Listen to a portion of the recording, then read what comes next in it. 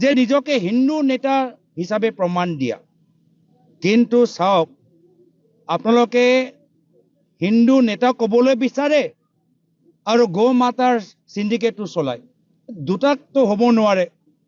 হিন্দু নেতাও হ'ব আৰু গৌ মাতাৰ নামত কোটি কোটি টকাৰ সিন্ডিকেটো চলিব, য'ত নিজৰ ঘনিষ্ঠ মন্ত্ৰী তাৰ দায়িত্ব থাকিব। এইটো কেনেকৈ হ'ব?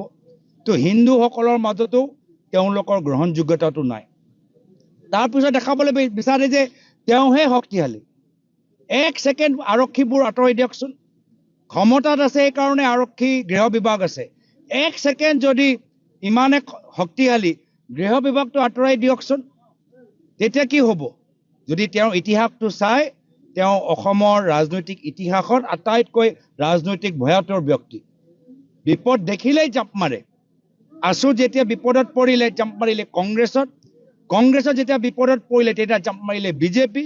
আৰু আজিও মই কৈছোঁ, চেলেঞ্জ কৰিছোঁ, সাহস আছে যদি কওক যে বিজেপি দল, বিজেপি চৰকাৰ গুচি গ'লেও, বিজেপি দল ক্ষমতা নাথাকিলেও তেওঁ বিজেপি কৰিব, সেই কোৱা সাহসটো কৰক।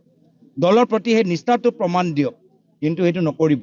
যোৱা বিধানসভাতো নকৰিব, 5 বছৰ পাৰ হৈ গ'ল, এতিয়াও নকৰিব। কওক, স্পষ্টভাৱে কওক। আমিতো কৈছোঁ আমাৰ ওপৰত ভুৱা কেছ লগাওক, ভুৱা অভিযোগ লগাওক, মোৰ ওপৰত, ৰকিবুল হুছেইন ডাঙৰীয়াৰ ওপৰত, আমাৰ বন্ধু তিৰ্কি ডাঙৰীয়াৰ ওপৰত যিমানে হেঁচা কিয় নকৰক, আমি কংগ্ৰেছ দলৰ প্ৰতি আমাৰ যি দায়বদ্ধতা নিষ্ঠা আছে তাৰ প্ৰতি আমি গদ্দাৰি নকৰোঁ। কিন্তু তেওঁ গদ্দাৰি কৰিব, বিজেপিৰ লগতো গদ্দাৰি কৰিব। যিদৰে আছুৰ লগত কৰিলে, যিদৰে কংগ্ৰেছৰ লগত কৰিলে, তেতিয়া বিজেপিৰ লগতো কৰিব। সেইকাৰণে মানুহজন ইমানো শক্তিশালী নহয়। আপোনালোকে মিডিয়া অলপ উঠাই দিয়ে, কিন্তু মানুহৰ মাজত তেওঁ ইমান অহংকাৰ নাই। গৃহ বিভাগটো এবাৰ আঁতৰাই দিলেই বিপদ।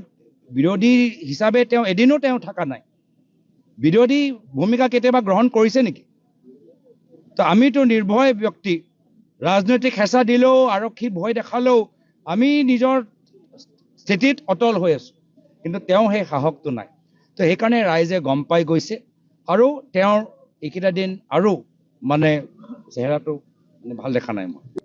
যে নিজকে হিন্দু নেতা হিচাপে প্ৰমাণ দিয়া, কিন্তু চাওক আপোনালোকে হিন্দু নেতা ক'বলৈ বিচাৰে আৰু গৌ মাতাৰ সিন্ডিকেটটো চলায়। দুটাকতো হ'ব নোৱাৰে।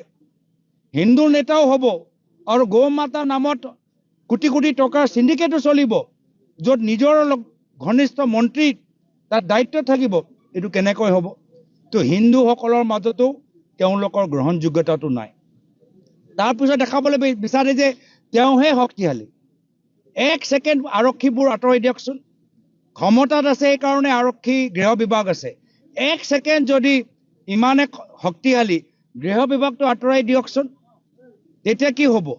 যদি তেওঁৰ ইতিহাসটো চাই, তেওঁ অসমৰ ৰাজনৈতিক ইতিহাসত আটাইতকৈ ৰাজনৈতিক ভয়াতুৰ ব্যক্তি। বিপদ দেখিলেই জাপ মাৰে। আছু যেতিয়া বিপদত পৰিলে জাপ মাৰিলে কংগ্ৰেছত যেতিয়া বিপদত পৰিলে তেতিয়া জাপ মাৰিলে বিজেপি। আৰু আজিও মই কৈছোঁ, চেলেঞ্জ কৰিছোঁ, সাহস আছে যদি কওক যে বিজেপি দল, বিজেপি চৰকাৰ গুচি গ'লেও, বিজেপি দল ক্ষমতা নাথাকিলেও তেওঁ বিজেপি কৰিব, সেই কোৱা সাহসটো কৰক। দলৰ প্ৰতি সেই নিষ্ঠাটো প্ৰমাণ দিয়ক। কিন্তু সেইটো নকৰিব। যোৱা বিধানসভাতো নকৰিব, 5 বছৰ পাৰ হৈ গ'ল, এতিয়াও নকৰিব। কওক, স্পষ্টভাৱে কওক। আমিতো কৈছোঁ আমাৰ ওপৰত ভুৱা কেছ লগাওক, ভুৱা অভিযোগ লগাওক, মোৰ ওপৰত, ৰকিবুল হুছেইন ডাঙৰীয়াৰ ওপৰত, আমাৰ বন্ধু তিৰ্কি ডাঙৰীয়াৰ ওপৰত যিমানে হেঁচা কিয় নকৰক, আমি কংগ্ৰেছ দলৰ প্ৰতি আমাৰ যি দায়বদ্ধতা নিষ্ঠা আছে তাৰ প্ৰতি আমি গদ্দাৰি নকৰোঁ। কিন্তু তেওঁ গদ্দাৰি কৰিব, বিজেপিৰ লগতো গদ্দাৰি কৰিব। যিদৰে আছুৰ লগত কৰিলে, যিদৰে কংগ্ৰেছৰ লগত কৰিলে, তেতিয়া বিজেপিৰ লগতো কৰিব।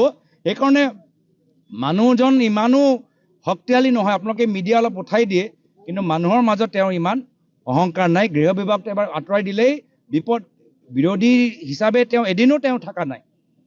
বিৰোধী ভূমিকা কেতিয়াবা গ্ৰহণ কৰিছে নেকি? তো আমিতো নিৰ্ভয় ব্যক্তি। ৰাজনৈতিক হেঁচা দিলেও, আৰক্ষী ভয় দেখালেও আমি নিজৰ স্থিতিত অটল হৈ আছোঁ। কিন্তু তেওঁ সেই সাহসটো নাই। তো সেইকাৰণে ৰাইজে গম পাই গৈছে। আৰু তেওঁৰ এইকেইটা দিন আৰু চেহেৰাটো ভাল দেখা নাই মই।